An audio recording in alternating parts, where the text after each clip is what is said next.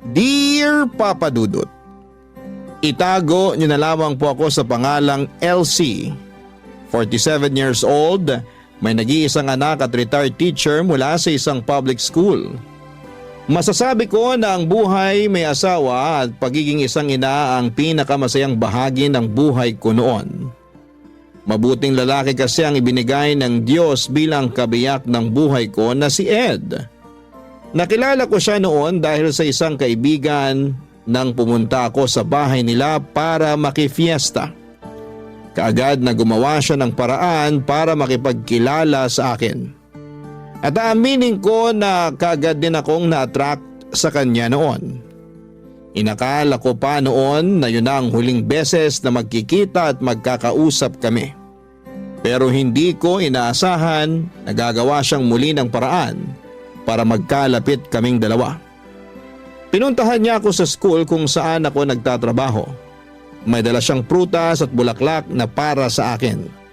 Nang sumunod na araw, sa bahay naman siya dumalaw na may dala ring pagkain. Hanggang sa nanligaw na nga siya at hindi siya nabigo na tuluyang makuha ang pag-ibig ko. Nang magpakasal kami at magsama sa isang bahay bilang mag-asawa, doon ko na-realize na hindi ako nagkamali ng lalaki na piniling mahalin. Dahil wala siyang ibang ginawa kung hindi ang iparamdam sa akin kung gaano ako kaswerte na siya ang napangasawa ko. Naging mapagmahal at responsable siyang asawa sa akin at tatay sa anak namin. Pero ang masayang pagsasama namin ay hindi pala talaga panghabang buhay. 3 taon pa lang ang anak naming si Dennis nang tuluyan akong iwan ni Ed nang namatay siya ng dahil sa cardiac arrest, Papa Dudut.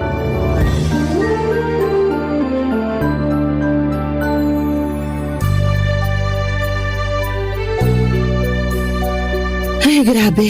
Nakakapagod maglaba kapag ganitong oras. Buti na lang hindi pa gaanong mataas ang araw sa likod ng bahay. Hindi rin masyado mainit habang naglalaba ako kanina. Ano kayang pwedeng maluto para sa tanghalian namin ni Dennis? Teka, ano yung naaamoy ko? Oh, Ma, tapos na po kayong maglaba? Oo.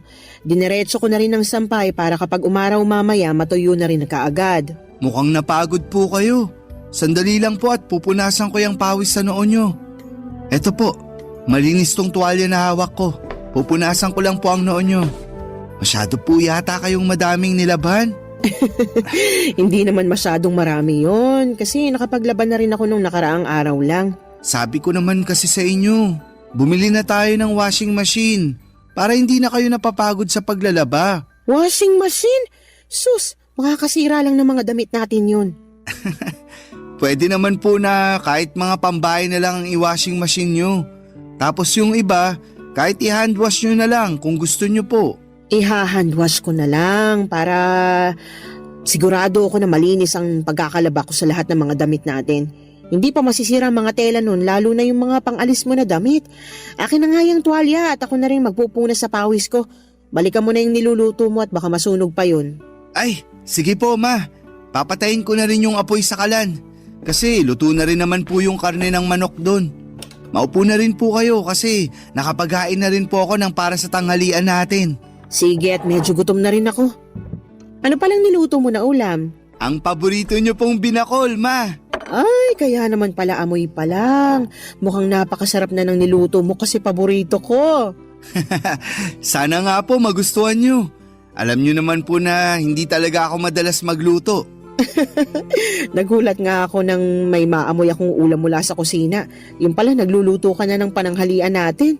Nung makita ko kasi po kayong naglalaba kanina, naghanap na po ako ng pwedeng iluto sa ref natin. Sakto naman po ang mga ingredients na nakita ko para sa binakol na manok. Sana talaga pumasa sa inyo ang lasa ng niluto ko na yan. Eto, titikman ko na nang malaman natin kung lasang binakol ba yung niluto mo o baka mamaya lasang afritada o adobong manok pala ito. Ma, wala naman pong sarsaya na kagaya ng sa adobo o apritadang manok. Biro lang naman. Eto, titikman ko na talaga, ha? Masarap tong sinigang na manok mo, ha? Ma, Binakol po yan at hindi sinigang. Pero seryoso na anak, masarap tong niluto mong binakol na manok. Talaga po, Ma? Walang halong biro? Walang halong biro. Pwede ka na ngang mag-asawa sa sobrang sarap nitong niluto mo. Asawa agad, Ma? Hindi ba pwedeng girlfriend muna? Bakit, meron na ba? Nako, mukhang meron na nga. Kung meron man, ipapakilala ko po kaagad sa inyo. Saka, wag po kayong mag-alala. Hindi ko naman po pinapabayaan ang pag-aaral ko. Alam ko naman yon. Napakatalino mo kaya. Siyempre, kanino pa ba naman ako magmamana kung hindi sa paboritong mama ko? Para namang may iba ka pang mama ha. Kumain na nga tayo habang mainit pa tong masarap na binakol na niluto mo.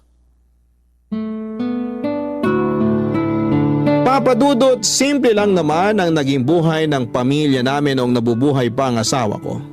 Sa construction site, nagtatrabaho si Ed bilang foreman at ako naman ay nagpatuloy sa pagtuturo ko sa school. Nang ipinagbuntis ko si Dennis, naging masela ng kalagayan ko. Kaya kinailangan ko nang mag-resign. Gusto ko na rin sanang bumalik sa pagtatrabaho noong nakapanganak ako, pero nakiusap si Ed na mag-focus na lamang daw sana ako sa pag-aalaga ng anak namin. Pinagbigyan ko naman siya kasi nangako siya. Nagagawin niya ang lahat para hindi kami mahirapan sa mga gastusin. Tinupad ni Ed ang pangako niya na yon. Kaya madalas siyang mag-overtime para madagdagan ang kinikita niya sa trabaho. At alam niyo, sa totoo lang, may bahagi ng sarili ko ang hanggang ngayon nagigilty pa rin dahil pakiramdam ko. Masyado kong iniasa lahat ng responsibilidad sa asawa ko. At yun ang naging dahilan para maaga niya kaming iwanan ng anak ko. Pero mula nang mawala siya ay nangako ako na gagawin ko ang lahat para maibigay ang lahat ng pangangailangan ng anak ko. Magpapakananay at tatay ako para sa nag-iisang anak namin ng asawa ko. Sinuklian naman ni Dennis ang lahat ng pagsusumikap ko para maitaguyod ang buhay namin. Naging napakabuti niyang anak sa akin. Nag-aral siya ng mabuti hanggang college hanggang sa napapansin ko noon na napapadalas na medyo ginagabi ng uwi ang anak ko, Papa Dudut.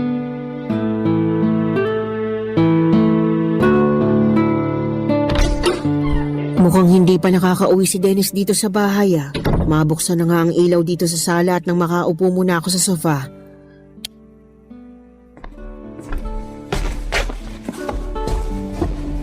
Ay, nakakapagod yung mga klase ko kanina. Ang hirap talaga kapag may bumibisita sa amin ng mga head teacher mula sa ibang school. Napakaraming dapat asikasuhin. Ma, nakauwi na po pala kayo. Kakadating ko lang dito sa bahay, nagpapahinga lang ako ng konti tapos mag-aasikaso na ako ng pagkain para sa hapunan natin. Nagugutom ka na ba? Hindi pa naman po. Uupo na lang din po muna ako dito sa sofa. Gusto mo bang buksan natin ang TV? Hindi na po, kasi wala naman po akong inaabangan na palabas sa TV ng ganitong oras. Sige, pero bakit parang napapadalas yata na ginagabi ka ng uwi ngayon? May inaasikaso lang po ako. Tungkol ba yan sa introduction ng research paper ninyo? Hindi po, Ma. Baka napapadalas na masyadong pagsama mo sa gimikan ng mga kaibigan mo ha? At napapabayaan mo ng pag-aaral mo. Wala namang problema sa akin kung kanino ka pa bumarkada, basta hindi makakaapekto sa pag-aaral mo. Hindi po ako gumigimik. Kasi wala rin naman po akong hilig sa paglalakwatsa o pagtambay sa kung saan-saan. Saka, konti lang din naman po ang kaibigan ko sa school. Ayoko rin ang nakikipag-usap sa kung sino-sinong estudyante na walang kinalaman sa subject ko.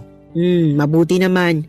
Pero bakit nga napapadalas na ginagabi ka ng uwi dito sa bahay? Ang totoo po, naghahanap po kasi ako ng trabaho. Trabaho? Para saan? Para sa OJT mo na ba yan sa susunod na taon? Hindi ba masyado pang maaga para asikasuhin mo ang OJT mo? Hindi po para sa OJT yung trabaho na hinahanap ko. Para saan nga?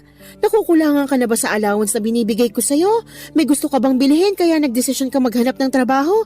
Tumaas na bang tuition fee mo at hindi ka nang nagsasabi sa akin? Ma, Hindi po sa ganun. Hindi naman po kulang yung ibinibigay nyo na allowance sa akin. Madalas nga po na sobra pa. Wala rin po akong gustong bilhin na kahit na ano. At hindi rin po nagtaas ang tuition fee namin. Ang totoo, naghahanap po ako ng trabaho kasi plano ko na pong huminto sa pag-aaral ko. Ano? Anong sabi mo, Dennis? Nagbibiro ka lang, di ba? Pinaprank mo lang ako kaya sinasabi mo yan ngayon. Hindi po ako nagbibiro. At mas lalong hindi ko po kayo pinaprank. Seryoso po ako sa sinabi ko na hihinto na ako sa pag-aaral. Pero bakit nga? Anong pumasok sa isip mo basta ka nalang gumawa ng ganyang klaseng desisyon? Ma, sana po maintindihan niyo ang desisyon ko na to kasi sa totoo lang, hindi rin po ito madali para sa akin. Mas lalong hindi madali para sa akin yung sinasabi mo. At hindi kita maiintindihan hanggat hindi mo pinapaliwanag na maayos kung bakit gusto mong huminto sa pag-aaral. Sorry po, Ma. Kailangan ko lang po talagang gawin to kasi buntis po yung girlfriend ko. May girlfriend ka? Opo. At magkakaanak na po kami kaya kailangan ko po siyang panagutan. Ito po ang dahilan kung bakit nagdesisyon ako na hindi na mag-e-enroll sa susunod na semester. Magtatrabaho na lang po ako para sa magiging anak namin. Papa Dudut, masasabi ko na maswerte ako sa dalawang lalaki na ibinigay sa akin ng Diyos. Responsable at mabait na asawa si Ed. Pati na rin sa malambing at matalino kong anak na si Dennis. Akala ko talaga noong mawala si Ed ay hindi ko nakakayanin na magpatuloy pa sa buhay. Mula kasi nang maging mag-asawa kami, lahat ng bagay sa buhay ko ay nakaplano ng kasama si Ed. At paano ko pa susundin ang mga plano na yon kung hindi ko na makakasama ang asawa ko?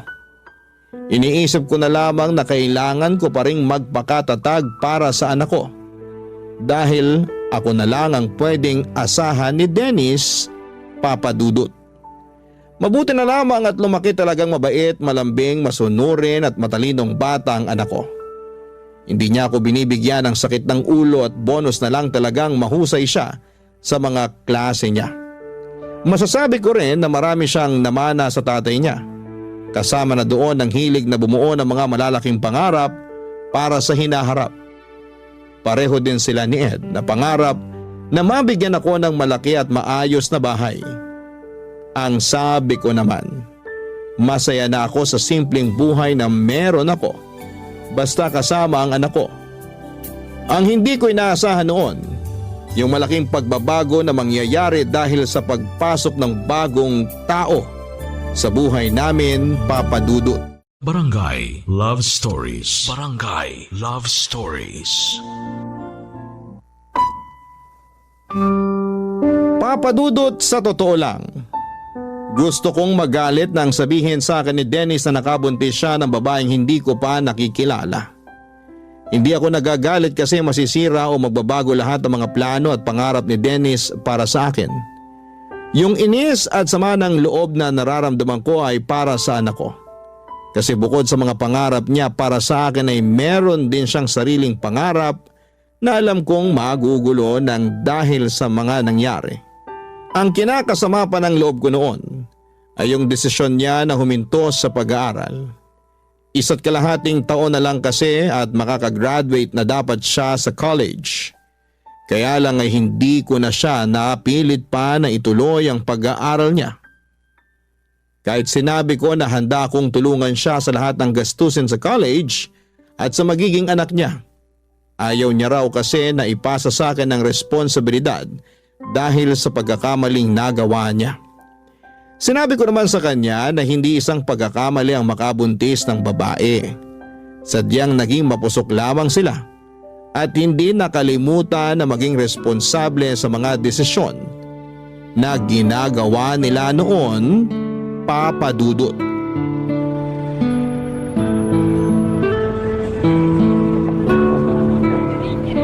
Malapit na tayo sa bahay namin, Kyla. Medyo malayong lakaran pala to, no? Oo, kasi bihira ang dumaraan na tricycle dito sa street namin. Napansin ko rin na parang konti ang mga tindahan dito sa inyo. Medyo nga. Pero wag kang mag-alala. Kasi may sari-sari store na katabi mismo ng bahay namin. Ayun, sakto. Alam mo naman na mahilig akong bumili ng mga kutkuti na pagkain. Mas okay talaga na may malapit na tindahan sa atin. Pero sa totoo lang, kinakabahan na ako. Kasi baka hindi ako magustuhan ng mama mo. Sobrang bait ng mama ko. Kaya sigurado ako na magugustuhan ka niya. At magkakasundo kayong dalawa. Nandito na tayo sa bahay namin. Pagpasensya mo na lang kasi simple lang tong bahay namin. Uy, ang ganda kaya ng bahay niyo, Dennis. May gate pa bago yung mismong pinto ng bahay. Ang ganda pa ng mga halaman dito sa garden niyo. Naku, alagang-alaga ni mama yung mga halaman na yan. Pasok na tayo sa loob. Kasi sigurado akong excited na rin si mama na makilala ka.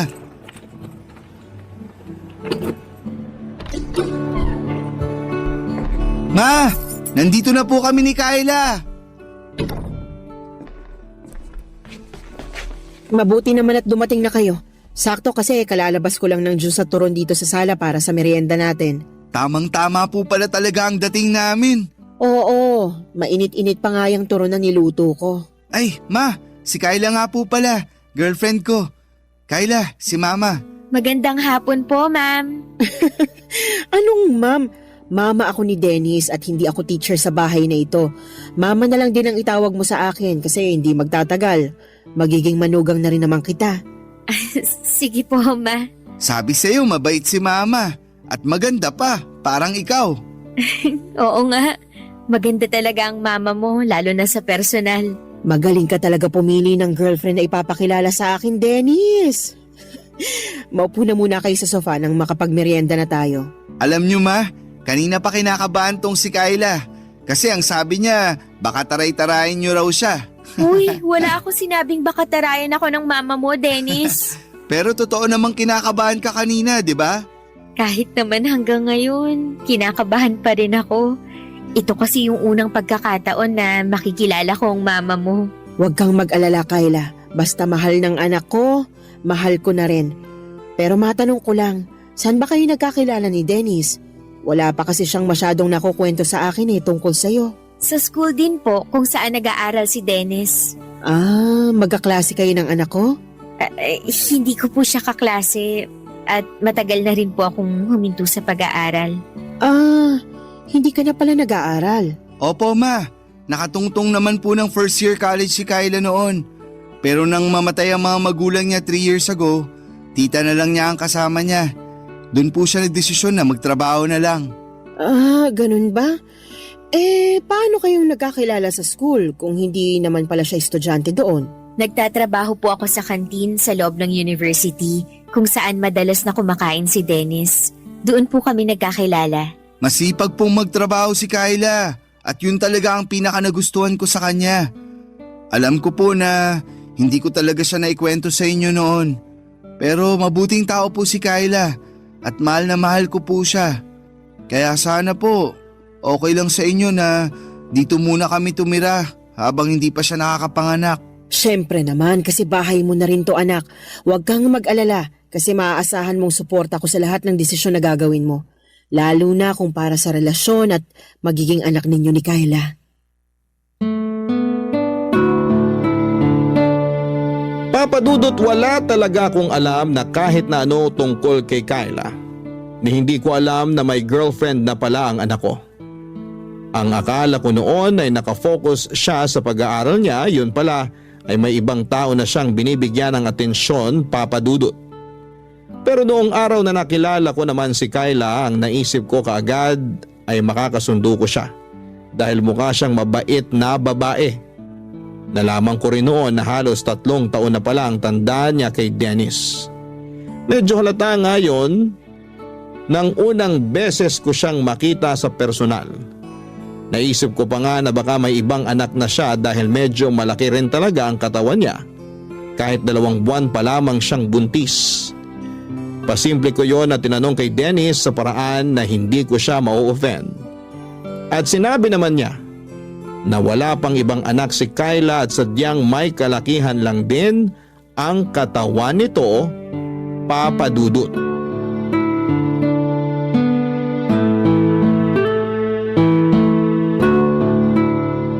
Ma, gagabihin po pala ako ng uwi mamaya. Huwag niyo na po akong hintayin ni Kyla na magapunan. Ipagtatabi na lang kita ng ulam para mabilis kong mainit pag uwi mo dito sa bahay. Bakit pala gagabihin ka ng uwi? Kulang po kasi kami ng waiter sa restaurant kaya kailangan namin magdagdag ng oras sa duty namin. Naku, sayang naman kasi bala ko pa namang magluto ng paborito mong igado na ulam para sa hapunan. Talaga? Ipagluluto mo ako ng paborito ko? Oo, kaya nga plano kong sumama mamalengke mamaya kay mama eh. Pwede mo pa rin namang iluto yung paborito ko, Kyla. Hindi na nga lang tayo sabay na makakapaghapunan kasi ayoko mapuyat ka sa paghihintay sa akin. O sige, pero siguraduhin mo na kakainin mo yung iluluto kong ulam ha? Kahit sunog pa yung luto mo, kakainin at uubusin ko lahat yan. Grabe ka naman! Hindi pa naman ako nakapagluto ng sunog na ulam nung nagtatrabaho pa ako sa kantin. Joke lang naman yun. Ikaw naman oh, akala ko naman nakatikim ka na ng sunog na luto ng girlfriend mo. Naku ma, masarap po magluto si Kyla. Ay talaga? Opo, kasi minsan binibigyan niya pa ako ng pagkain na niluto niya sa bahay nila kapag wala siyang pasok sa kantin. Malapit lang din po kasi yung bahay ng tita ko sa university kung saan nag-aaral dati si Dennis. Kapag wala po akong trabaho, dumadaan po siya doon para saglit na dalawin ako o makipagkwentuhan sa akin. At kapag aalis na po ako, palagi na po siyang may pabaon na pagkain sa akin. Kaya pala may mga oras noon na maaga kang umaalis ng bahay natin. Akala ko may inaasikaso ka lang na para sa mga klase mo eh. Opo ma, pero never ko naman pong pinabayaan ang pag-aaral ko kahit nanliligaw pa lang ako nun kay Kyla. At kahit po boyfriend ko na si Dennis, palagi ko rin pong pinapaalala sa kanya na mag-focus sa pag-aaral niya. May isang beses lang po talaga na naging mapusok kami. Sorry po ma. Nako, huwag nyo nang isipin yon kasi hindi na natin mababago yung mga nagawa nyo noon at yung mga nangyari noon. Mas mahalaga ngayon na mag-focus tayo sa present, lalo na sa future na para sa baby ninyo. Tama po kayo. Kaya magsisipag talaga ako sa trabaho para sa pamilya na to. Teka, kailangan ko na nga rin po palang umalis kasi baka malate pa ako. O sige, mag-iingat ka anak. Opo ma, lalabas na rin po ako ng bahay. Bye po. Bye Kyla. Bye, mag-iingat ka.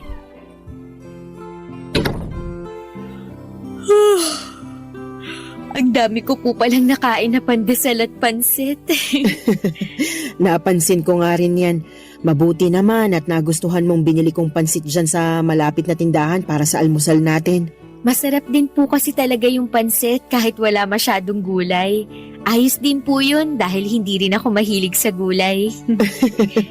Pareho pala kayo ni Dennis na hindi mahilig kumain ng gulay. Pero ngayon po, pinipilit ko naman na kumain ng gulay para sa pinagbubuntis ko. Inaantok na tuloy ulit ako. Oh, saan ka pupunta? Papasok po muna ako sa kwarto namin ni Dennis. Akala ko sasamahan mo kung mamalengke. Naku ma, tinatamad na po ako lumabas ng bahay. Ah, ganun ba? Sige, ako na lang ang bibili ng mga sahog na gagamitin mo sa lulutuin mo mamaya. Kayo na lang din po siguro magluto mamaya.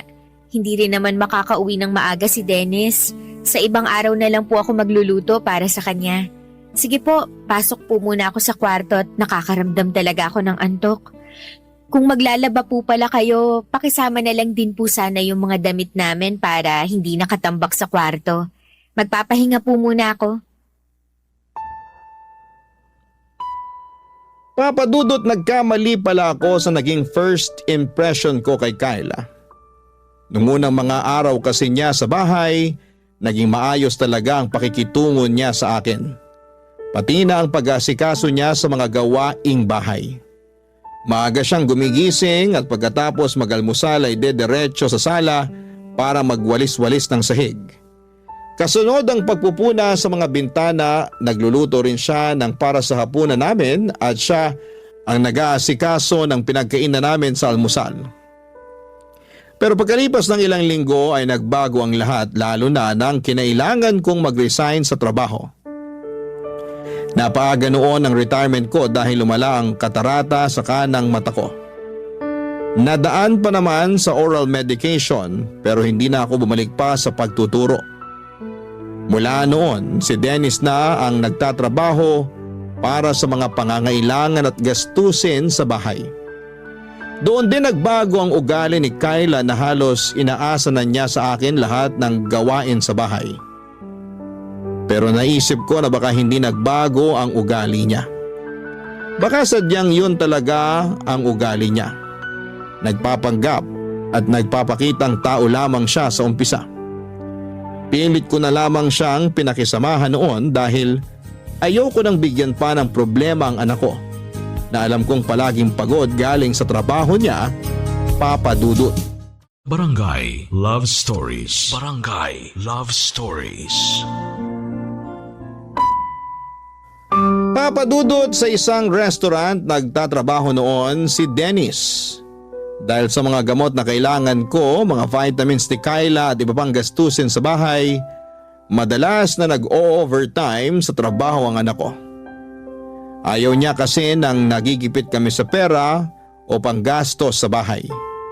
Pinag-iipunan niya rin ang para sa panganganak ni Kyla at nabanggit niya rin na plano na niya itong pakasalan sa susunod na taon. Kaya pilit niyang ginagawa ang lahat para maibigay ang pangangailangan namin. Halos mahigit 10 oras siyang nagtatrabaho sa araw-araw. Naiinis pa ako kasi aalis si Dennis nang tulog pa si Kyla. Babangon lamang ito kapag kakain na. Magbabanyo o manonood ng TV tapos kapag uuwi na si Dennis, madalas natulog na ulit ito. Mabuti sana talaga kung may iba itong ginawa na medyo nakakapagod sa buong maghapon. Oo, buntis siya pero hindi ibig sabihin noon na hindi na siya pwedeng tumulong sa mga gawaing bahay. Hindi rin naman masela ng kalagayan niya kaya walang dahilan para maghapon lang siya na nakahiga sa kama o manood ng TV. Pero hinayaan ko lamang siya at walang kahit na anong narinig mula sa akin. Ang sabi ko baka kapag nanganak na si Kyla ay mas magiging maayos ang ugali niya. Pero naging malala ang lahat lalo na nang makunan si Kyla. Pagkalipas lamang ng ilang buwan, naging maayos na ang kalagayan nito pero mas naging tamad sa mga gawaing bahay, Papa Dudut.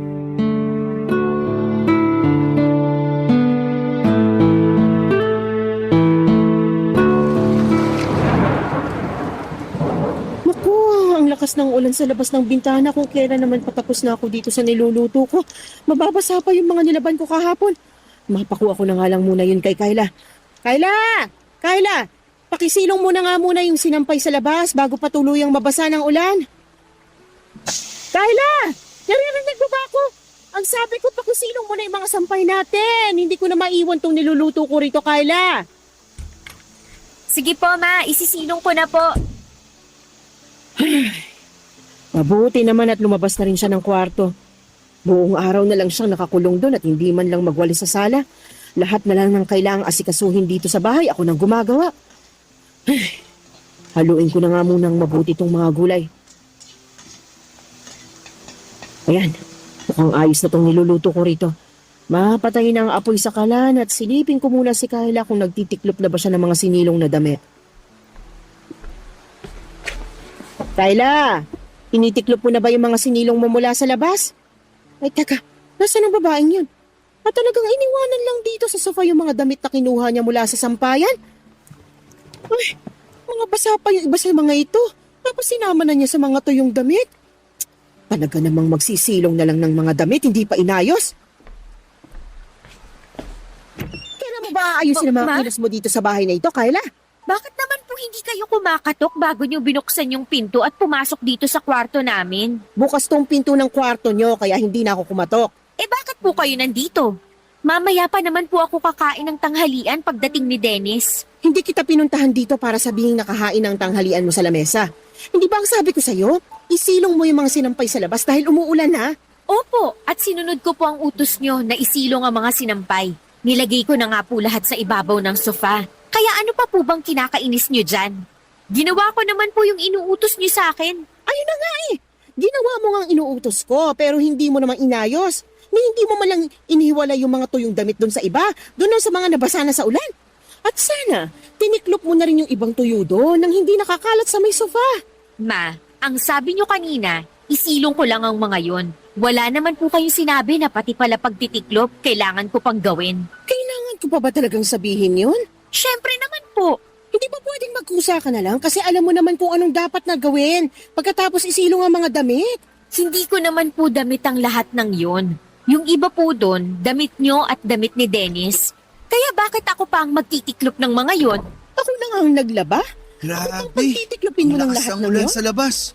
Oh, ma, ano pong ginagawa niyo dito sa kwarto namin ni Kyla? Kinakausap ko lang itong girlfriend mo. Bakit po? Ay nako Dennis, di ba kanina ko pa sinabi sa'yo na masakit ang ulo ko? Oo, nabanggit mo nga bago ako umalis kanina para kumuha ng updated police clearance ko. Ayan kasi si Mama. Inutusan pa ako na lumabas para isilong ang mga damit kanina. Naulanan ako kaya lalong sumakit ang ulo ko. Tapos ngayon, inuutusan pa ako na tiklupin ang lahat ng mga damit na sinilong ko kanina. Ma, bakit naman po kay Kyla niyo pa pinapagawa yun? Pwede naman pong ako na lang ang magtupi ng mga damit mamaya. Hindi naman kasi talaga masakit ang ulo ng girlfriend mo. Ayaw niya lang talagang kumikilos dito sa loob ng bahay natin. Ma, kanina pa po sinabi sa akin ni Kyla na hindi talaga okay ang pakiramdam niya. Basta, ako na po ang magtutupi ng mga damit mamaya. Huwag niyo na pong ipagawa yun kay Kyla para makapagpahinga na lang din po siya. Nakapagluto na po ba kayo ng para sa tanghalian natin? Oo, maghahain na ako para sabay-sabay na tayo makakain ng tanghalian. Papadudot, 7 buwan na ang ipinagbubuntis ni Kyla nang makunan siya dahil naging mahina ang puso ng baby niya. Grabe ang pagdadalamhati ng anak ko noon at halos 1 linggo ko siyang hindi makausap ng maayos. Mabuti na lang at pagkalipas ng 2 linggo mula nang mailibing ang anak ni Kyla, nakita ko na muling nagkaroon ng direksyon ng buhay niya. Nang mga panahon na yon ay madalas ko siyang nakakausap tungkol sa mga naging pagsisisi niya sa nangyari sa buhay niya. Sinabi ko na may malaking dahilan kung bakit nawala ng maaga ang anak niya. Parang yun nangyari sa akin noong maaga rin akong nabiyuda. Isa sa mga dahilan yon para mas lalo kaming maging matatag at sinabi ni Dennis na magfo-focus na lamang daw siya sa amin ni Kyla. At sa plano niya na pakasalan ito sa susunod na taon, kung ano ang pagsusumikap na ginagawa ni Dennis sa buhay ay kabaliktaran naman ang ginagawa ni Kyla sa bahay namin. Lumala ang pagiging tamad niya sa bahay at may mga oras na kapag nakikisuyo ako na tulungan niya ako sa ibang gawain, kagaya ng pagwawalis sa sala o pagluluto, palagi niya akong sinisigawan at sinasabi niya na abala ako sa pagsa-cellphone niya. At nang minsang magkasagutan pa kami ni Dennis, nang dahil sa kanya ay gusto ko talagang magalit sa anak ko dahil mas kinampihan pa nito ang babae na yon kesa sa akin ang nanay niya. Pero pilit ko na lamang na pinalampas ang lahat noon at patuloy na tiniis ang ugali ni Kyla. Pero ang isang bagay na hindi ko talaga natansya noon ay nang makita ko si Kyla na nakikipagharutan sa isang lalaki sa may mismong harapan ng gate ng bahay namin. Tinawag ko siya noon pero hindi niya ako pinansin tapos ay tinarayan pa. Hindi ako nakatiis pa kaya naman nilapitan ko sila, pinalis ko yung lalaki at pilit na pinapasok si Kyla sa loob ng bahay papadudot.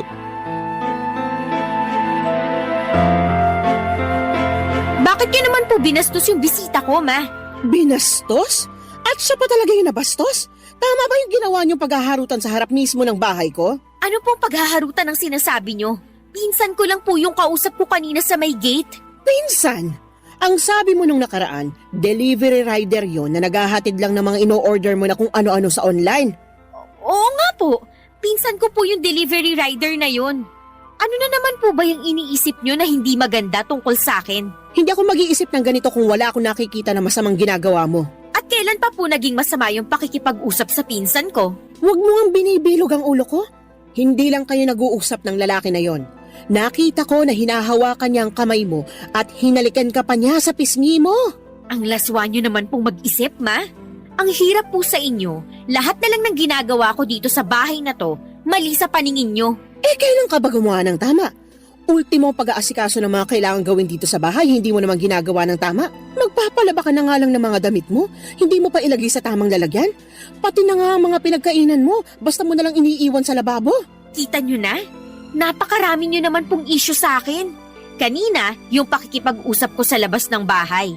Ngayon naman, pati ang bawat kilos ko dito sa loob ng bahay nyo, sinisita nyo na. Alam nyo, mabuti pa, magpahinga na lang ako sa kwarto namin ni Dennis. Sumasakit na naman po kasi ang ulo ko dahil sa ingay nyo. Sandali lang, Kyla. Hindi pa ko tayo nga! tapos mag-usap. Bitawan nyo nga ang braso ko. Huwag mo kasi akong talikuran dahil nag-uusap pa tayo. Pwede po bang hayaan nyo na lang akong pumasok sa kwarto namin? Tapos ano? Magkukulong ka na naman dyan buong araw? At lalabas ka na lang kapag kakain na? Kung may issue po kayo sa akin, si Dennis na lang po ang kausapin nyo. Papasok na po ako sa kwarto kasi ayoko na po makipagtalo sa inyo. Sabi nang hindi pa tayo tapos Nasasaktan mag-usap. na po ako. Bitiwan nyo nga po yung braso ko. Ano pong nangyayari dito? Nasa pinto pa lang ako. Naririnig ko na po ang mga sigawan nyo. Mabuti naman at umuwi ka na. Si mama kasi, kanina pa ako sinisigawan. Tapos ang higpit pa ng hawak niya sa braso ko. Tingnan mo oh. Halos magmarka na ang kamay niya sa balat ko. Ma, bakit nyo naman po sinisigawan at sinasaktan si Kyla? Hindi ko siya sinisigawan at mas lalong hindi ko siya sinasaktan. Gusto ko na kasing magpahinga, pero ayaw niya pa akong papasukin sa kwarto natin. Ano ba talagang nangyayari dito? Yung girlfriend mo kasi, nakita ko nakikipagharutan sa ibang lalaki dyan sa labas ng bahay natin. Doon pa talaga sa may gate natin. Kyla, ano tong sinasabi ni Mama? Hindi naman totoo yon. Hindi totoo? Kahit nakita ko na hinawakan niya ang kamay mo at hinalikan ka niya sa pisngi mo? Pinsan ko nga lang po kasi yon na binibigyan niyo ng mali siya. Kung nabibilog mo ang ulo ng anak ko, huwag mo ko igaya sa kanya. Hindi mo ko maloloko, Kyla. Pwede po bang tigilan niyo na nga po yung kakaisip ng kung ano-ano tungkol sa akin? Alam ko naman kasi talaga na ayaw niyo sa akin kaya gusto niyo akong siraan sa anak niyo. Hindi kita sinisiraan sa kanya. Nagsasabi lang ako ng totoo. Nagsasabi lang din po ako ng totoo. Sadyang marumi lang po ang isip niyo kaya kung ano-ano na lang yung lumalabas sa bibig niyo. At ako pa talaga ngayon ang madumi mag-isip? Sino pa po ba? Kayo lang naman po yung walang tigil sa pagbabantay sa bawat galaw ko dito sa bahay na to. Teka, wag na nga kayong magsigawan ni Mama, Kyla. Hindi naman kasi ako nag-umpisa nito. Yang mama mo. Palibasa, sampid lang ako dito sa bahay kaya ginaganyan niyo na lang ako. Tama na. Huwag ka nang umiyak. Gusto ko lang naman talagang magpahinga muna. Pero ayaw niya akong papasukin sa kwarto natin. Palagi niya na lang binabantayan bawat kilos ko dito. Kulang na nga lang, pati paghinga ko dito sa loob ng bahay na to, bantayan niya. Tama na. Huwag ka nang umiyak.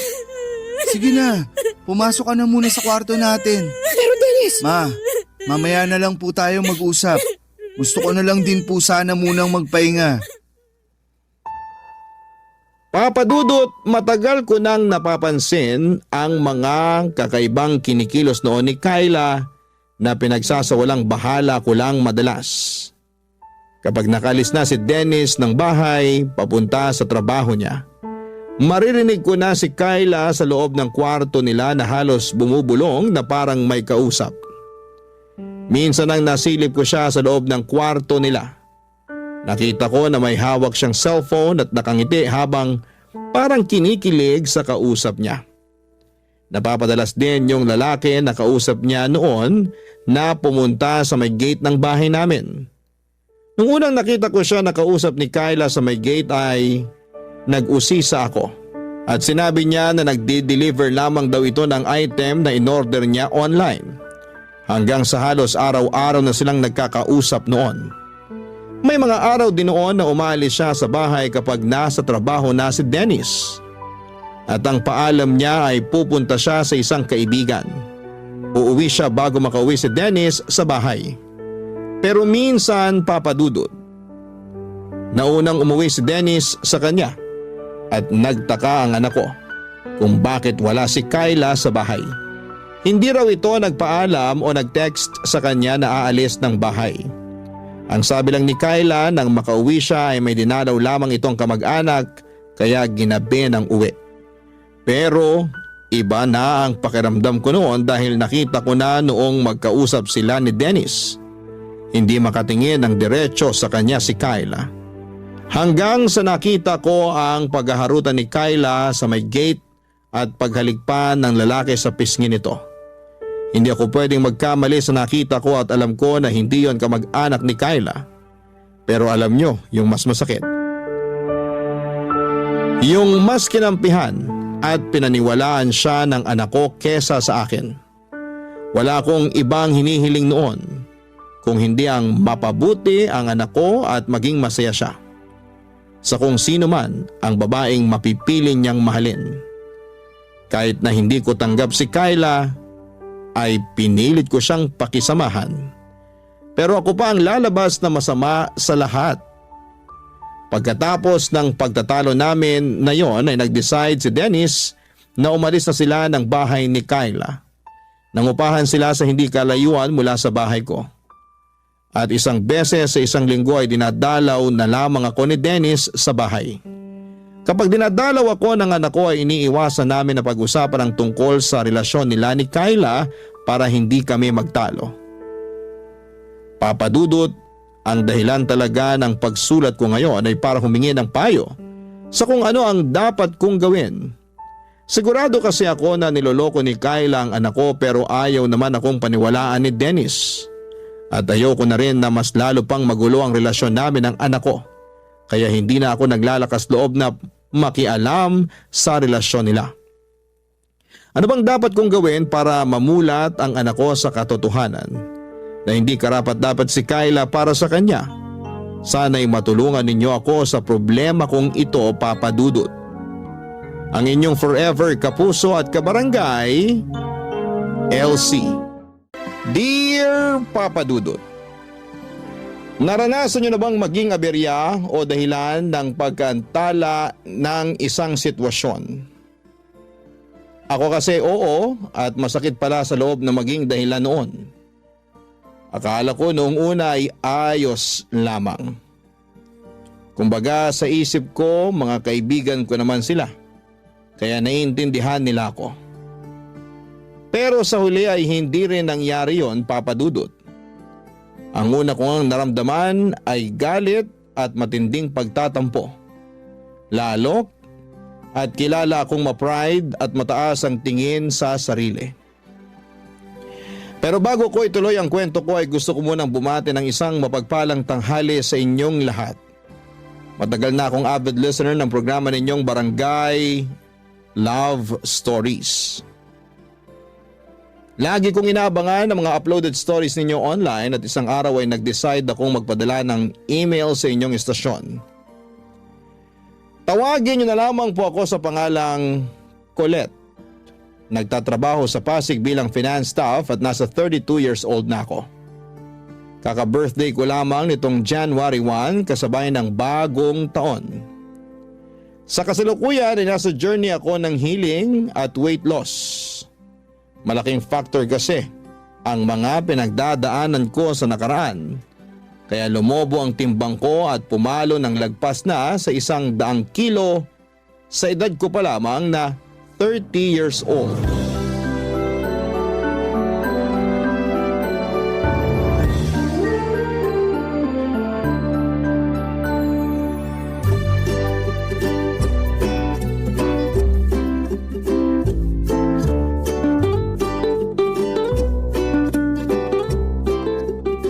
Grabe, ang dami namang masarap dito. Lalaki ba yan? Sira! Bakit naman ako maghahanap ng lalaki may boyfriend na akong tao? Meron nga, pero sira ulo naman. Hayaan mo na. Ako nga hindi na masyadong ini-stress ang sarili ko sa kanya eh. Hindi ko lang mapigilan. Di mo kasi deserve na harap-harapang pagmukhaing tanga, lalo nung pinaghintay ka niya dun sa date nyo. Nagkausap na naman kami. Sabi niya sinugod daw sa ospital mama niya. At sa taranta niya hindi nakapagsabi sa akin. Ay, ganun ba? Oo, kaya wag ka namang gigil dun sa tao. Kumusta na raw ba mama niya? Okay naman, nakalabas sa ospital. Inatake lang ng high blood kakakain ng maalat at matabang pagkain. Nag-birthday kasi yung ate niyang umuwi from US, kaya naghanda sila ng bongga. Sayang nga eh. Hindi ako naimbitahan kasi may seminar kami nun sa office. Nakita ko pa naman sa pictures na in-upload nila sa Facebook yung mga handa nila. Ay!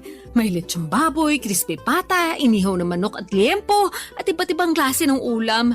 May masarsa, may masabaw, meron din pansit, spaghetti carbonara. Tapos yung mga paborito kong dessert na mango float at coffee jelly. Hala siya. O bakit? Nakakatakam naman talaga yung mga yun eh. Bigla tuloy ako nagutom. Nando na tayo. Pero papaalala ko lang sa'yo, nakakakain lang natin ng lunch. Ay talaga? Oo, da. 1 oras pa nga lang nakakalipas.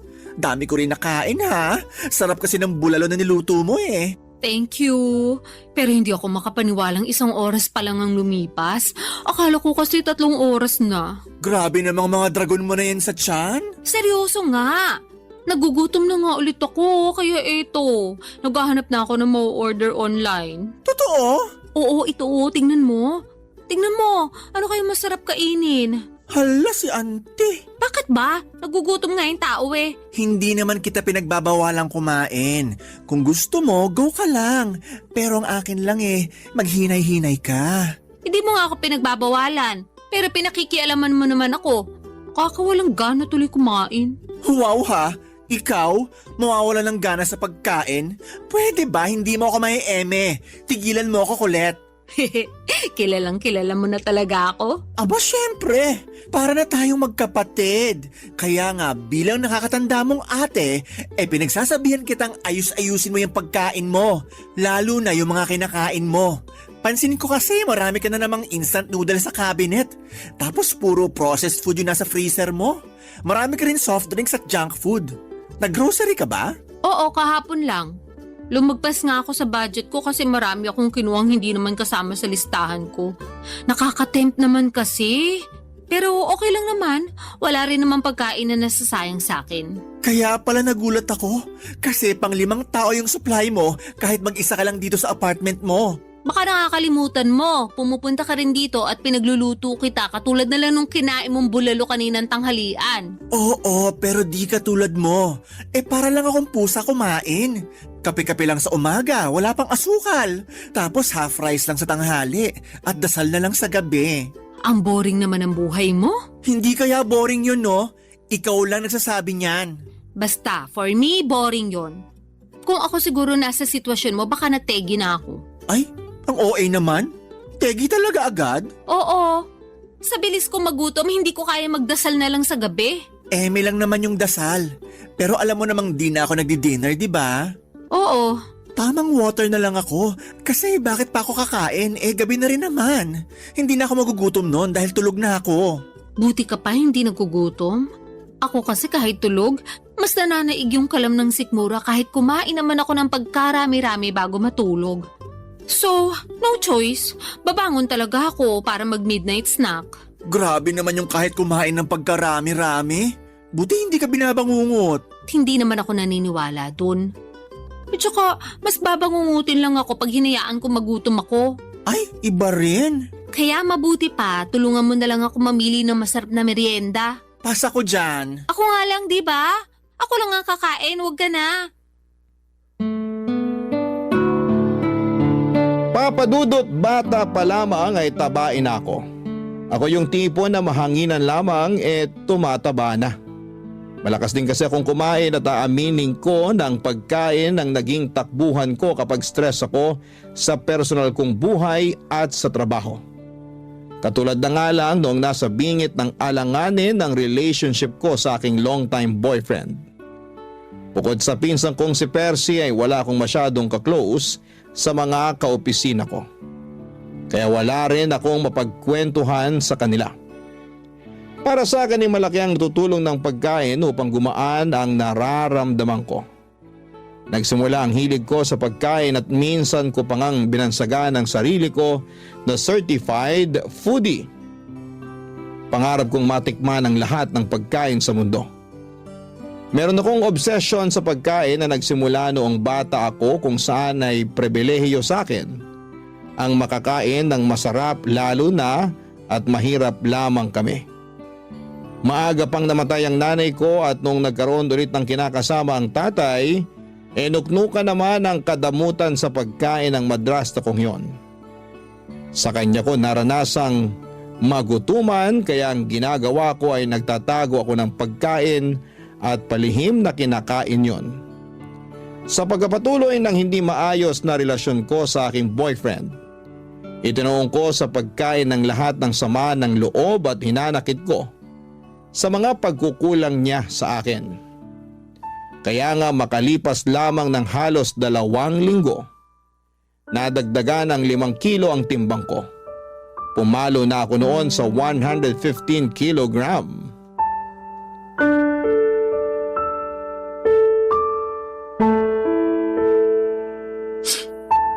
Grabe siya sa akin.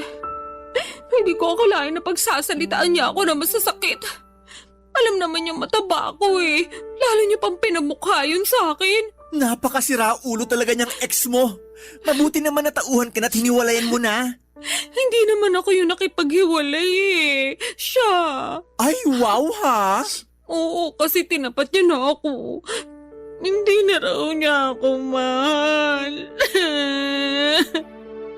Hindi na raw niya nakikita ang sarili niya na pagkakasalan ako.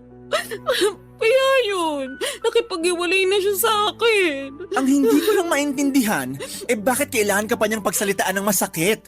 Ano ulit yung sinabi niya? Na mataba ka? Oo, baboy daw ako. Tapos nalilitan pa siya sa baboy. Kinumpara pa niya ako sa balyena. Ala, tala. Hindi naman totoo yun eh. Anong hindi totoo? Ikita mo naman tong katabaan ko, di ba? Sabi niya para raw akong balyena na may paa at paggala-gala sa lupa. Ang kapal naman talaga ng mukha ng lalaking yan, no? Kung makapagsalita, akala mo kung sinong perpektong nilalang ng Diyos. Fit lang siya, ha? Matangkad na rin, sige. Pero mukha naman siyang dugong. Grabe ka naman dun sa tao. Anong grabe doon? Totoo naman. Lapad din ang nguso niya, tapos laki rin ang mata.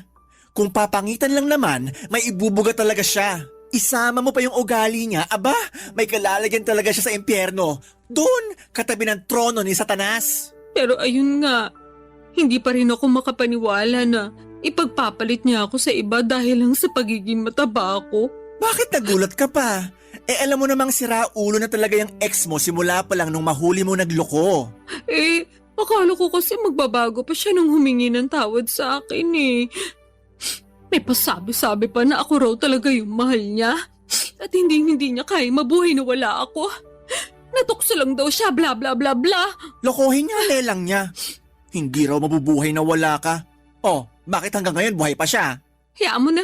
Kung ikaw kaya mong hayaan, pues ako hindi. Ayoko yata na sinasaktan pinsan ko, no? Dami mo na pinagdaanan eh. Tapos nung nakilala mo siya, naramdaman ko talaga na naging masaya ka. Kumbaga, for the first time in your life. Nangako rin sa akin yung ulupong na yon na hindi ka niya sasaktan at paiiyakin. Tapos ginawa niya rin sa'yo. Pag nakita ko talaga yung ex-boyfriend mo, makakatikim siya sa akin na mag-asawang sampal. May kabit pa. Thank you. Pero kung ako sa'yo, hindi ko nahahayaang madungisan niya yung mga kamay ko. Hindi niya deserve ng atensyon mo. Kaya siguro iniisip niya na okay lang sa kanya yung ginawa niya sa'yo kasi di mo kayang patulan. Hindi naman ganyan pagkakakilala ko sa'yo ha. Palaban ka eh. Oo, pero napagod na lang ako. Naghabol na ako sa kanya nung nakipaghiwalay siya sa akin. Nagmakaawa ako pero pinamukha niya lang sa akin kung gaano ako kapangit at walang kwentang tao dahil sa pagiging mataba ko. So, tama na yun. Once is enough, ika nga. Once is enough din, masampal ko lang siya. Kapal na pagmumukha. Alam mo, ibang klase na rin mga tao ngayon, no? Anong ibig mong sabihin? Yun bang sila na nga yung nagloko, sila pa yung may ganang mga insulto ng tao. Hindi na lang lumisa ng mapayapa, papunta sa kabilang buhay. Dami pa sinasabi. Mema naman. Anong mema? Mema sabi, ganon. Kainis eh. Sa bagay, totoo rin naman. Pero, totoo rin naman na mataba ako. Na-stress nga ako lalo kasi nadagdagan pa ng 5 kilo yung timbang ko. Yun lang. Pero di naman totoo na wala ka ng kwenta dahil lang sa timbang mo. Sa bagay. Kaya nga mema lang yung ex mo. Ay, sipahin ko talaga yan eh. Ay nako, hindi ko talaga mapigilan magalit. Nakakairita. Tama na. Sige ka, baka sa sobrang galit mo dyan atakihin ka na lang bigla sa puso. Grabe ka naman sa atakihin sa puso. Kasi kita ko na yung mga ugat mo sa mata Ako'y natatakot para sa'yo. OA ka rin talaga eh. Mabuti pa, o-order na lang ako ng makakain natin. Ha? Gutom ka na naman? Oo, nakakapagod palang umiyak tapos sa maling tao pa. Kaya ayun, ginutom ako. Dahil dyan, kakain ako.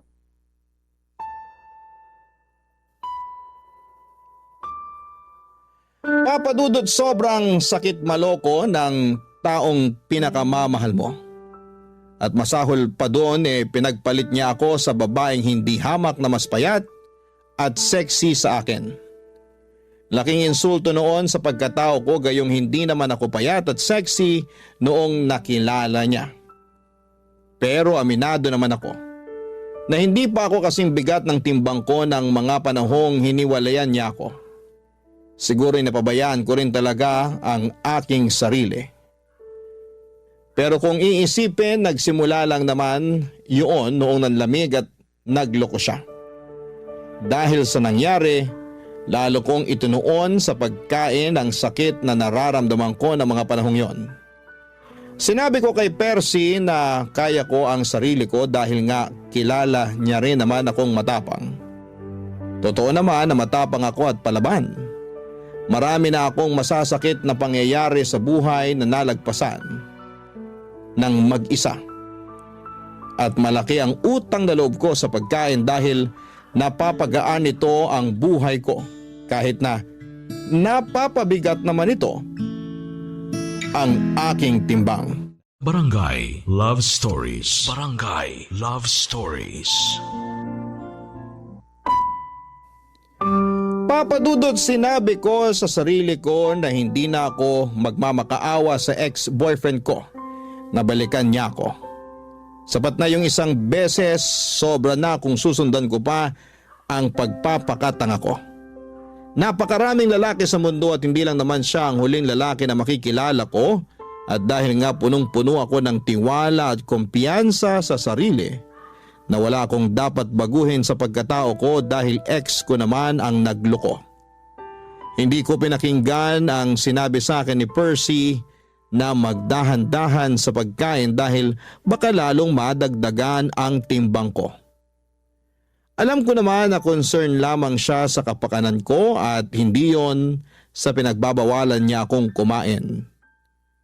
Besides, pera ko naman ang ginagastos ko, pambili ng cravings ko.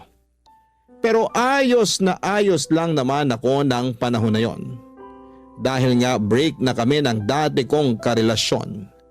Nagkaroon na ako ng maraming oras para pagtuunan ng pansin ang ibang aspeto ng buhay ko. Tulad na lamang ng paggala kasama ang aking mga college kabarkada.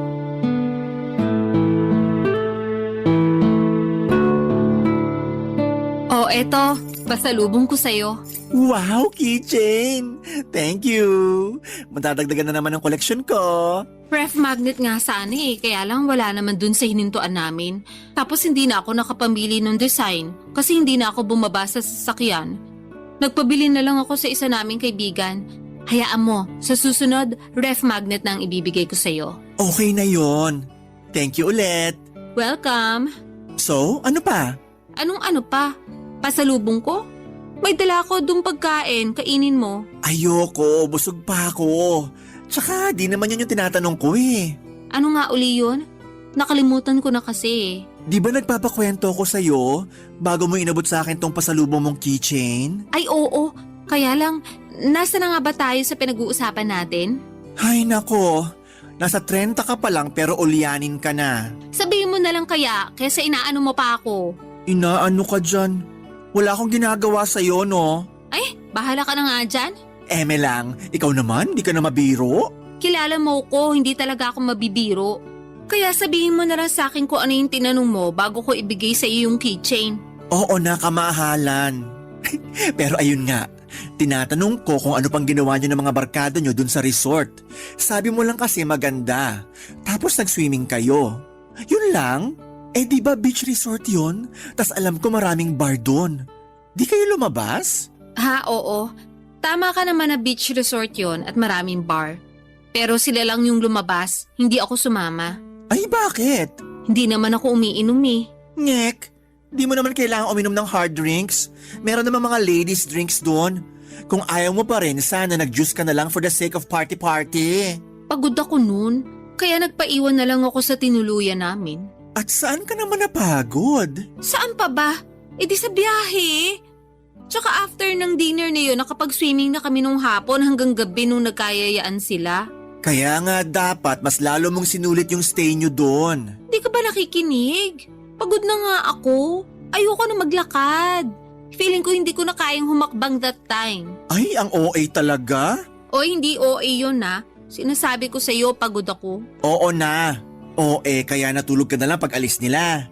Actually, pag alis nila, nagpunta ako sa malapit na restaurant para kumain. Grabe, ang sarap pala ng pagkain nila doon. Medyo pricey nga lang pero sulit na sulit. 10 out of 10, babalikan! Wow! Wala nang energy para sumama sa mga kaibigan, pero may energy pumunta sa malapit na restaurant at kumain. Ano namang masama doon? Kumain lang naman ako. Naubos ko rin kaya yung order ko. Wala akong sinayang na pagkain, no? Hindi ka naman talaga marunong magsayang ng pagkain. Ay oo naman. Marami kayang nagugutom ngayon at yung magutuman ang pinakaiyokong pakiramdam sa mundo. Alam ko naman yon, kaya sige, move on na tayo. Hindi ako makakapag-move on sa sarap ng mga in-order kong pagkain. Parang ang naiwan pa sa dila ko until now. Nalalasahan ko pa. Baka naman di ka lang nag-toothbrush ha? Napakabaliw mo talaga. Eme lang. Oh, ano pa? Anong ano pa? Kinabukasan, ano pang ginawa nyo? Wala naman. Swimming lang ulit pero sa beach na kami nun. Wow, nakakamiss din mag-beach. Sakto lang. Kasi nilamig na ako agad kaya umahon na ako. Tapos nag-sunbathing ako since tirik naman yung araw. Then may dumaan na naglalako ng ice cream na avocado flavor. Ayun, napabili tuloy ako. Wow, ibang klase. Nilamig, tapos nag-ice cream. Oo, alam mo namang paborito ko yung avocado, di ba? So, hindi ko matanggihan. Nakaapat na apa nga ako. Uy, buti hindi sumamatchan mo. Hindi naman. Bakit? Grabe naman yung apat. Tiba-tiba si Manong sa'yo for sure. Hayaan mo na. Basta ako nag-enjoy sa ice cream ko. Parang wala ka namang ibang ginawa doon kundi kumain. Actually, tama ka. Kumain lang ako ng kumain. Ang susarap kasi ng mga pagkain doon. Tsaka naisip ko, hindi naman kami lagi nandun Kaya dapat sulitin ko na. Papa Dudut, masaya talaga ako na makasama sa out of town at beach trip namin ng mga college friends ko. Matagal na rin kasi nila akong niyayaya kaya lang ay nasa circle namin yung guy na palaging pinagseselosa ng ex-boyfriend ko noon. Nakwento ko kasi sa kanya na naging crush ako noong kaibigan kong yon pero hindi ko naman ito tipo. Binasted ko pa nga noong nagtapat saktong graduation namin. At matagal na yon, bago pa kami nagkakilala ng ex ko. Pero patuloy pa rin niyang pinagseselosan yon hanggang sa pinag-awayan na namin ang pagsama ko sa mga gala ng barkada ko. Hindi nagtagal ay nagka-jowa rin naman ang kaibigan namin yon at nauna pa ngang kinasal sa amin. Pero patuloy pa rin siyang pinagseselosan ng boyfriend ko kaya ako na mismo ang umiwas sa mga yaya ng barkada ko. Nagtampo pa nga sila sa akin pero pinaliwanag ko naman ang panig ko, Papa Dudut. Sa huli nauunawaan naman nila at narespeto ang kahilingan ko. At dahil nga wala naman akong kaklose sa mga kaopisina ko ay hindi rin ako nakakagala o nakakalabas. Masasabi ko na malaking bagay sa healing journey ko ang mga travel namin. Pangarap ko rin kasing makarating sa iba't ibang panig ng Pilipinas, lalo na kumikita na ako ng pera at wala pa naman akong sariling pamilya. Kaso aminado ako, na sa tuwing gumagala kami mabilis akong mapagod at hapuin. Kahit nga ilang minutong paglalakad hinihingal na ako. Kaya mas gusto ko na lamang na magstay sa hotel at kumain. Bagay na sa tingin ko ay unti-unting kinainisan sa akin ng mga barkada ko. Kaya nga kinuwento ko yon kay Percy at ang solusyon niya ay simulan ko na raw ang Oplan Balik Alindog program. Bilang unang hakbang ay nag-enroll ako sa gym kung saan ay matagal na siyang miyembro, Papa Dudut.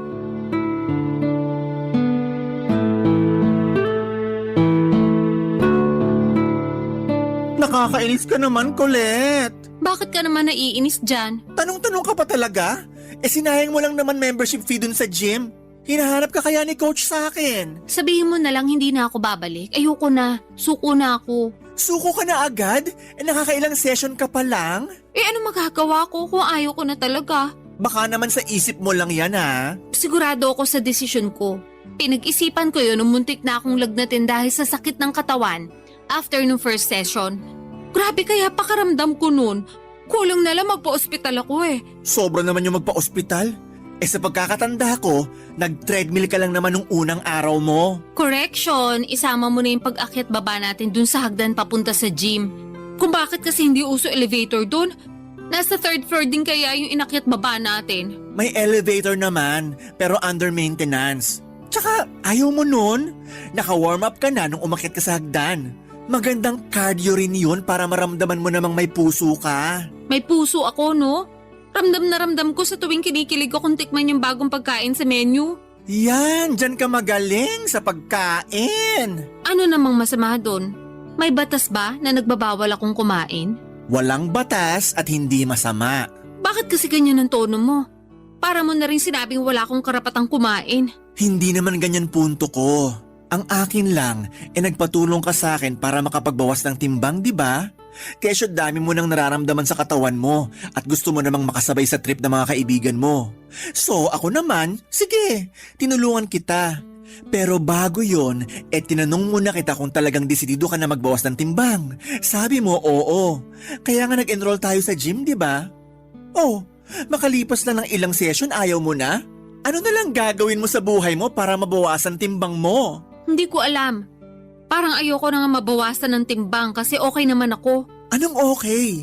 Paano ka naging okay? Medyo hassle nga lang pag nagko-commute, pero wala namang karapatang mang-discriminate yung mga driver porke mataba ako.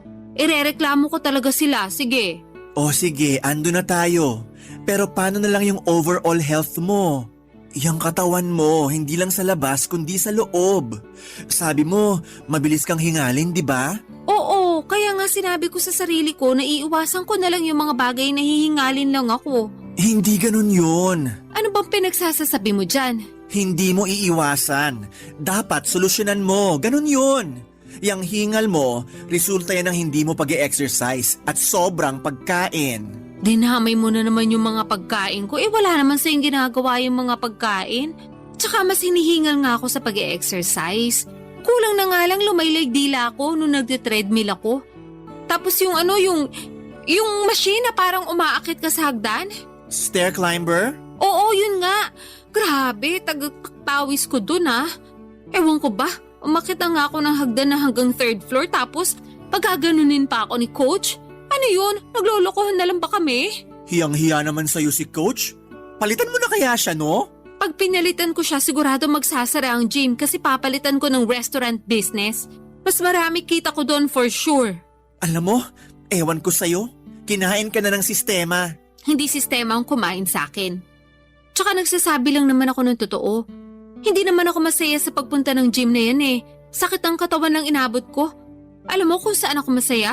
Oo, parang alam ko na kung saan. Sa pagkain? Tama! Ay, pag kumakain ako, parang nakalutang sa alapapa mga paa ko. Lalo na syempre kapag masarap yung kinakain ko. Tsaka mas nai-enjoy ko yun, mas nagiging masaya ako. Delusional ka lang.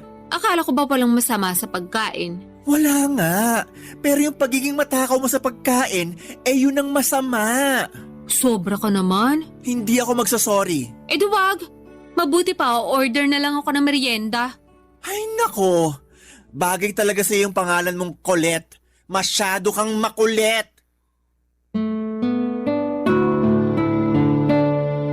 Sa totoo lang, Papa Dudut, Mabibilang sa daliri ko sa kamay kung ilang beses lamang akong pumunta sa gym na pina-enrollan sa akin ni Percy. 1, 2 o 3 lang yata, tapos ay ayoko na. Totoo naman na sayang yung pera na binayad ko sa membership fee, pero hindi na lamang ako nang hinayang doon dahil ayoko na. Suko na ako. Unang session pa lamang namin ay sobrang sakit na ng katawan ko. Halos hindi na ako makakilos na para bang akala ko ay mamamatay na ako ng mga panahong yon. Pero dahil sinabi ng pinsan ko na normal lang naman daw yon, nagpatuloy pa ako ng ilang session pa. Kaya lang ay hindi ko talaga kaya, Papa Dudut. Ako pa naman yung klase ng tao na hindi nagtitiis kapag nasasaktan na. Well, siguro ay nagawa kong tiisin yung pagiging unfaithful sa akin ng damukol kong ex-boyfriend. Pero pinangako ko sa aking sarili na yun na ang huling bagay na titiisin ko. Kaya kahit naiinis sa akin si Percy dahil sa hindi ko pagiging desidido na magpapayat ay wala na akong pakialam pa. Dahil doon ay natuon ulit ang atensyon ko sa labis na pagkain upang mabawasan ang aking stress. Barangay Love Stories. Barangay Love Stories. Papa Dudut, mabilis na lumipas ang 3 buwan mula sa dati kong timbang na 115 kilo ay pumalo na ako sa 150 kilograms. Sobrang taba ko na at ang bigat-bigat na ng katawan ko. Dagdag pa yung palagiang pagsama ng aking pakiramdam. May mga araw na ayoko nang bumangon sa higaan para pumasok sa trabaho dahil nakakapagod mag-asikaso.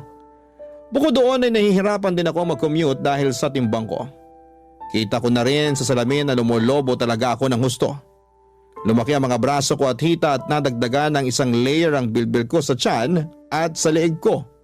Umumbok din ang aking mukha at hindi ko na makita dahil sa dagdag na taba ng aking leeg. Doon na ako nagsimulang ma-frustrate habang binabalikan sa isipan ko kung ano-anong klaseng pagkain ang kinain ko noong nakaraang 3 buwan. Na-realize ko na sobrang daming carbohydrates, maalat at matatamis na pagkain ng walang pasubali kong nilantakan.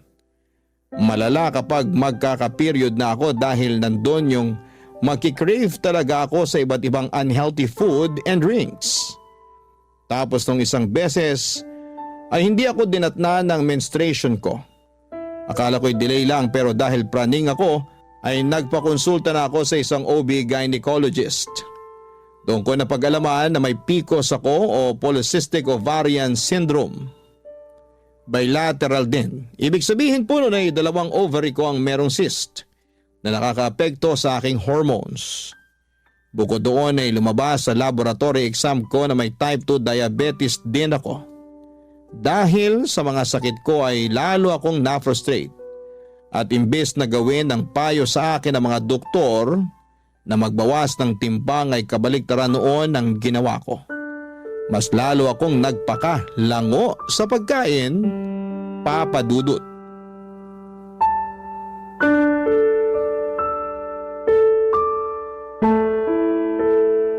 Bakit ang daming balat ng chichirya at bote ng mga soft drinks sa sahig mo?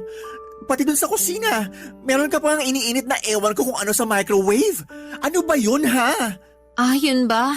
Tirang spaghetti yun. Ilang araw na sa ref ko kaya ininit ko na. Yun lang trip kong kainin ngayon eh. Pwede bang makisuyo? Pakikuha pagtapos ng initin. Hirap na kasi akong tumayo eh. Akala ko ba wala kang ganang kumain dahil may sakit ka? Kaya nga ako pumunta rito sa apartment mo kahit na naiinis pa rin ako sa'yo. Thank you. Pero naisip ko ayoko magpatalo sa sakit ko. Kaya kakain pa rin ako. Kinain mo rin ba yung lahat-lahat ng mga chichirya na yan?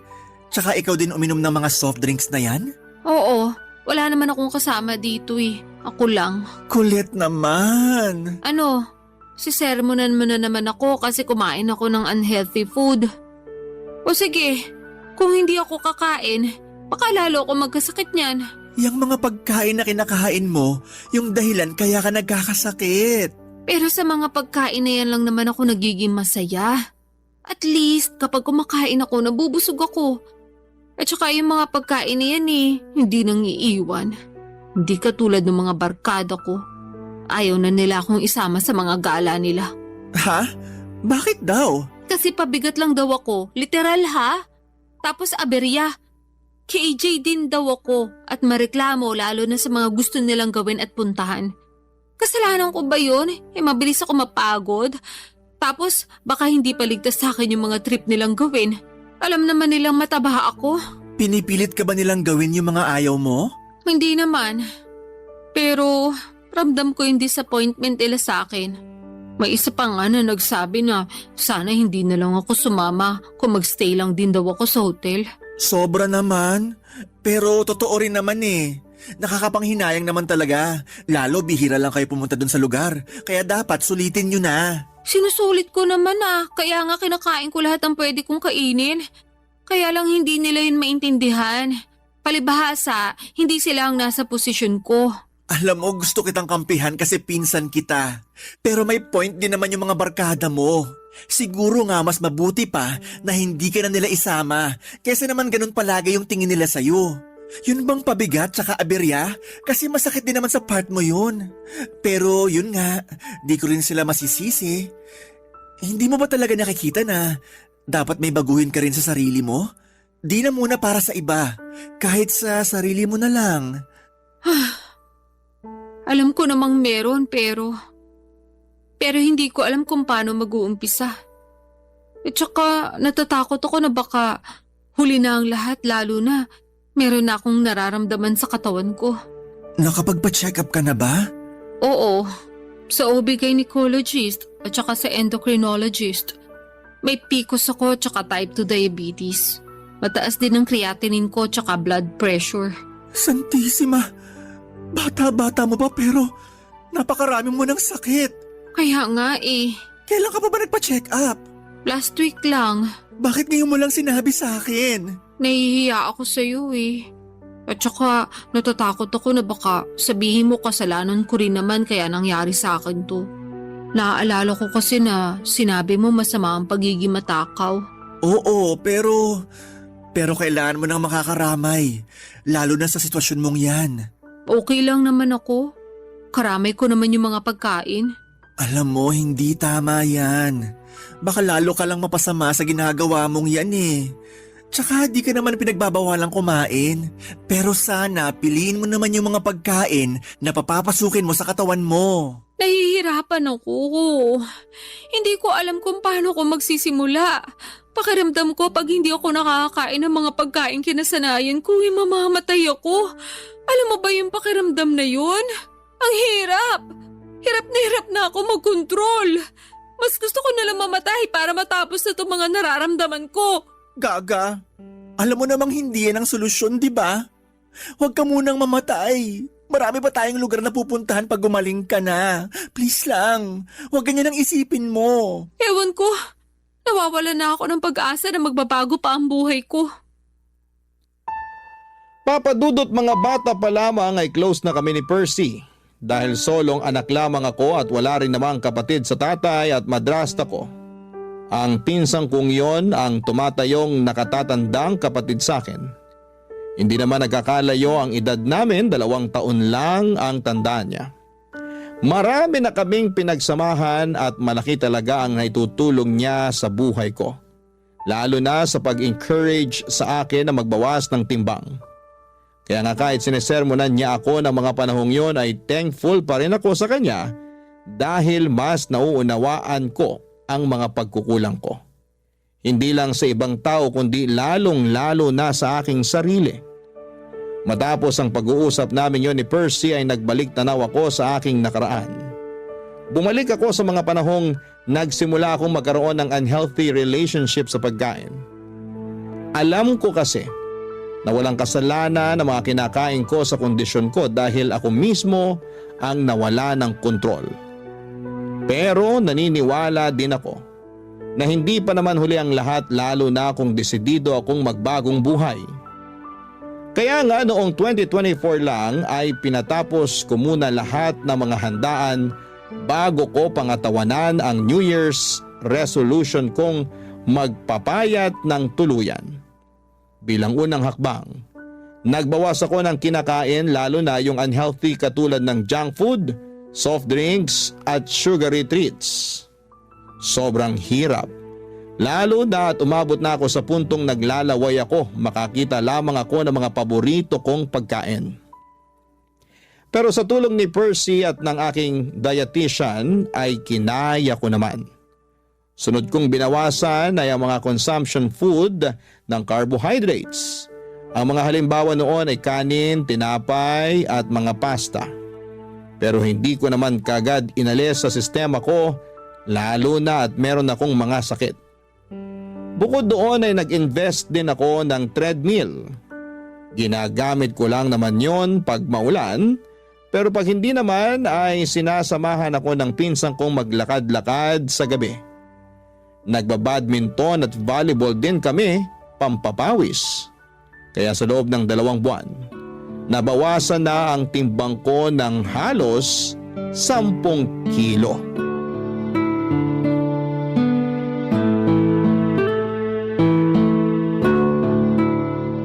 Ang intense nung double match natin dun sa 2 foreigner. Oo nga, parang professional. Ayun, talo tuloy tayo. Hayaan mo na, at least mga gwapo naman sila. Kota mga mata ko sa silay. Sa bagay, ako rin naman. Gusto ko yung kumukorte talaga yung mga abs sa damit kasi pawis na pawis. Ay, sinabi mo pa. Pero speaking of pawis, grabe pawis ko dun sa laro natin Tagaktak! Ako nga hingal na hingal eh. Kulang na lang lumaylay dila ako sa court para pa akong hahapuin ng wala sa oras. Pero wala naman akong hika Mabuti naman, kinabahan ako sa'yo eh. Nahalata ako nga sa reaksyon ng mukha mo, kaya sinabi ko. Santissima, maawa naman sa'yo. Dami mo nang nararamdaman, wag na sana dumagdag pa yan. Hindi naman siguro. At saka alam mo ba pakiramdam ko, unti-unti nang gumagaling ang katawan ko. Talaga? Oo. Di ba nabawasan na ako ng timbang? 10 kilo rin yon. Kaya nga alam ko na mataba pa rin ako, pero malaking bagay na rin sa akin yung 10 kilong yun, no? Oo naman. Hindi mo yun ma-achieve kung hindi mo piniling tulungan ang sarili mo. Baka nga imbis na makapagbawas ka ng ganun madagdagan pa ng 10 kilo yung timbang mo kung nagpatuloy ka lang sa pagkain. Kaya nga nangihinaya lang ako kasi ngayon ko lang na-realize ang importansya ng pangangalaga sa kalusugan sa pamamagitan ng pagkain ng tama. Nahihiya ako sa sarili ko dahil hinayaan kong tumaba ako ng ganito. Nawalan ako ng kontrol sa pagkain kasi akala ko yun lang yung kakampi ko sa lahat ng mga problema ko sa buhay. Ay, sa totoo lang, nahihirapan pa rin akong disiplinahin ang sarili ko. May mga araw na okay lang, magaan, na itatawid yung araw, pero meron na mabigat talaga. Paanong mabigat? Yung bang hindi ko mapigilang umiyak kasi nabitin ako sa pagkain na kinain ko. Na gusto ko pang kumain ng marami, pero alam kong hindi naman pwede. Nararamdaman ko yun lalo kapag magkakaroon na ako. Alam mo na, hirap maging babae.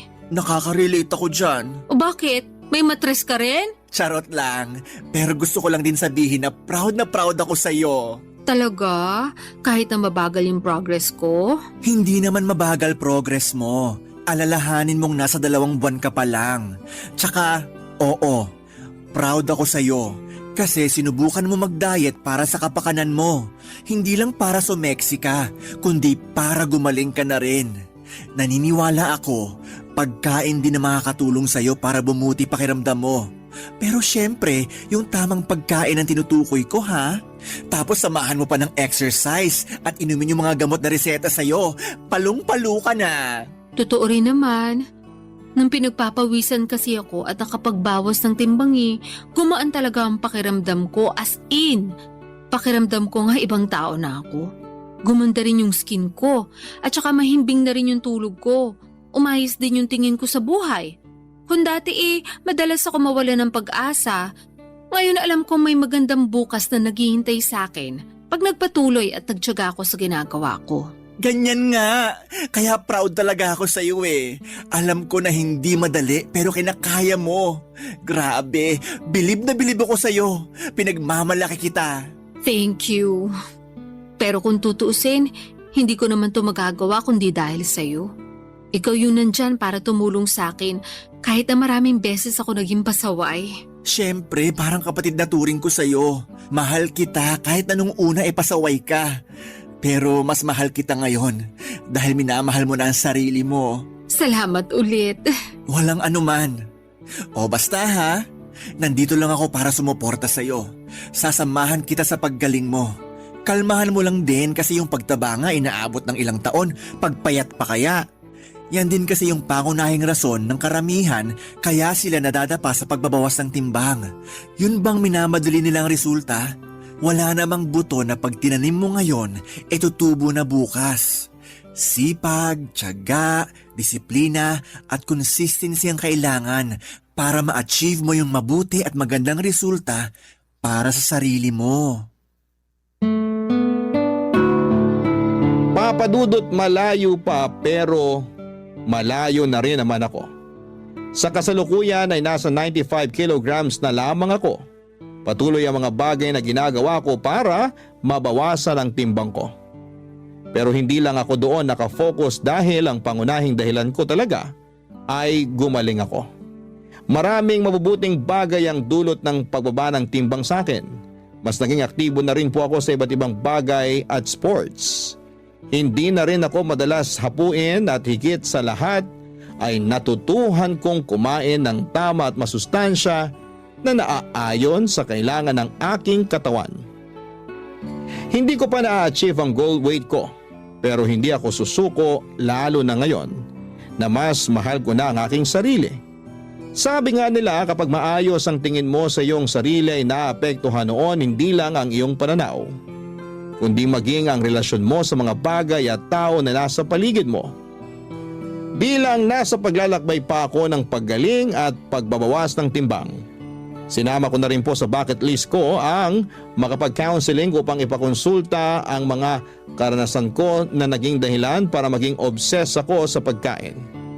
Yun din kasi ang sabi ng dietitian ko.